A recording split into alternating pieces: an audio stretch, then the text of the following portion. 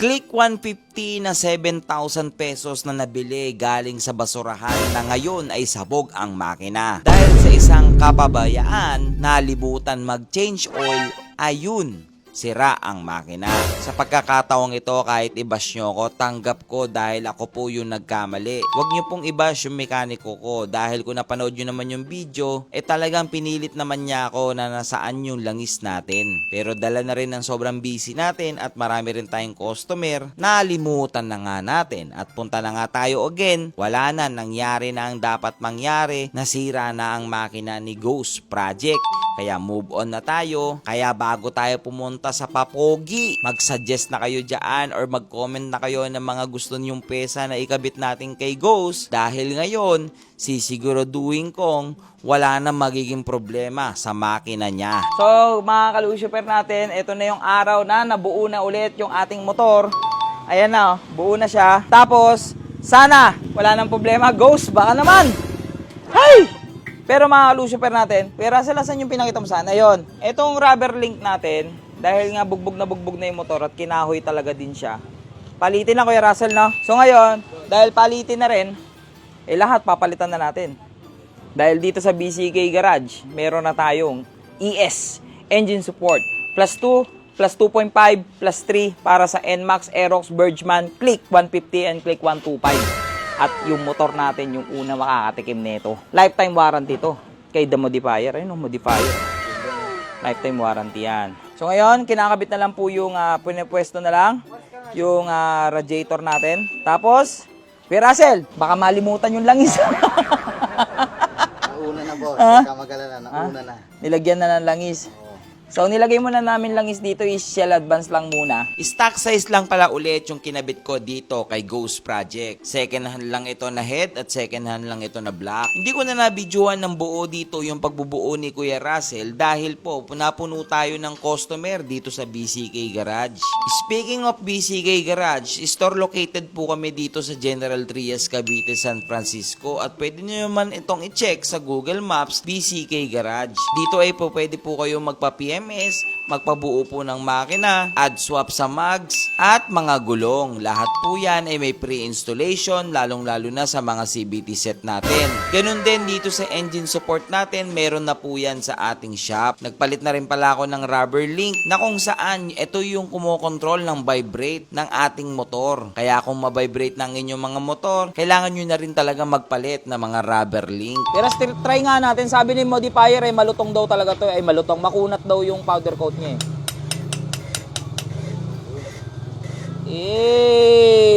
wala. Baka The Modifier yan. Dito tuluyan ng binubuo si Ghost Project at sana talaga ngayon wala na maging problema and sheesh, kitang-kita nyo ba yung engine support natin? Ang ganda, di ba? Baka The Modifier yan. Isa sa nagustuhan ko sa engine support na to yung mga naka-Bergman user. Paki-comment naman ngayon sa baba kung ano yung gusto nyong next nating gawin dito kay Ghost Project kasi mukhang okay na siya. Wala nang problema yung makina natin. Kaya ngayon, it's time to papogi. Ano kayang bagay dito na mags? Anong kulay? Ano kayang bagay dito na kulay ng fairings? Anong kulay? Ano kayang bagay dito na shock? Anong kulay? Paki-comment naman dyan mga kalusuper para talaga mapaganda na natin ngayon si Ghost Project. So yun mga kalusuper, the moment of truth. Nakargahan na ng coolant. Tapos, stock na makina muna yung kinabit natin guys. Okay, stock lang. Ay, karasa, sige, try na natin. Haba na niyan tignan oh. Dahil 2.5 oh. Ayan na. All good. All goods. All goods yan. Uy! May break-in pa yung garas? Break-in pa? Break in. So ngayon, magbibilid kami ng radiator. Baka mag-blow by naman. At pag nag-blow by naman, ay Diyos ko po, hindi na natapos. Ang sakit sa ulo. Pero patunog yan ng pipe. Isang tunog lang. Pinahiram tayo ni Kuya Russell ng pipe. Hey! Pero sabi mo break-in lang. Tumatalsik yung fluid, kumukulo. So yan mga kalusuper natin. Yung stock pipe galing din kay Kuya Russell. Ngayon, may isang customer kasi dito. pinaiwan kay Kuya Russell to. Hindi daw gagamitin. Sinabit niya muna sa akin. Ito yung isa sa pinaka-importante pa nag-engine support daw, sabi ni Kuya Russell, is yung bracket dito. Yan. Kasi nga uusog na dito yung airbox. Untog na siya shock. So, para mga ka-Lucifer, sa makina naman natin, hindi pa natin siya natitesting. Kasi binubuo pa muna namin para matesting namin kung okay na ba talaga yung buo natin ngayon. Pero again, stock lang po lahat muna yung binalik namin dyan. Check engine. Wala lang check engine. Battery na lang, Kuya Ras. Mukhang papalyan na rin battery nito.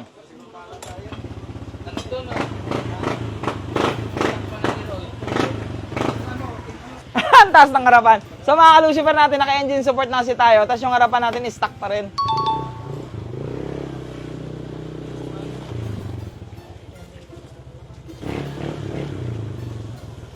Hey! So mga ka-Lucifer natin, medyo break-in lang muna, alalay lang muna tayo dito, no? Break-in lang natin to. Steel bore naman to eh. Steel bore to, Kuya Ras, di ba? Kaya kailangan na ito ng Tagaytay. Biyahe na rin Tagaytay. So, mga ka-Lucifer natin, sana wala nang problema. Sana goods na lahat, wala na lahat. Isa na lang yung problema, lumalabas yung kulay pula tsaka yung battery. So, baka palyado na talaga yung battery natin. Kaya bago pa tayo abutan, bago tayo mapunta sa Papogi, yung battery, palitan na natin. Tapos mga ka-Lucifer, may problema ako. Dahil kahoy-kahoy ito, di ba? Yun ang problema natin kay Russell, no? Yung cover dito. Baka mayroon po kayong kakilala na nagbebenta ng cover po dito. Hindi ko po alam kung si tawag dyan. Ano ba tawag doon kay Russell? Battery cover. Oh, malamang, cover ng battery. Baka may masasuggest kayong mabibilan ng cover. Kasi daw, sabi ni kay Russell, pag nauulan, pwedeng mabasa yung fuse tsaka yung mga relay at baka maging palyado. So, palitan muna tayong battery. So, ito guys, pwede na itong pang-stock. Pero, kagaya doon sa Raider FI ko, kay kumpare, tsaka kay Lucy, ito si Lucy guys, mga naka-lithium battery na sila. So, pag loaded na yung motor mo, hindi ko na nire-recommend yung mga stock na battery. Mag-lithium battery kayo guys para one click lang yung push start. Tapos, iwas low bat. Pag stock lang ang motor ninyo, ito. Okay? Pero pag soon, kinargahan na natin tong si Ghost Project, ano na natin to, i-lithium battery na natin to. O, syempre, bago na naman ang itsura ni Ghost, pakitaan ko muna kayo ng kapiraso montage.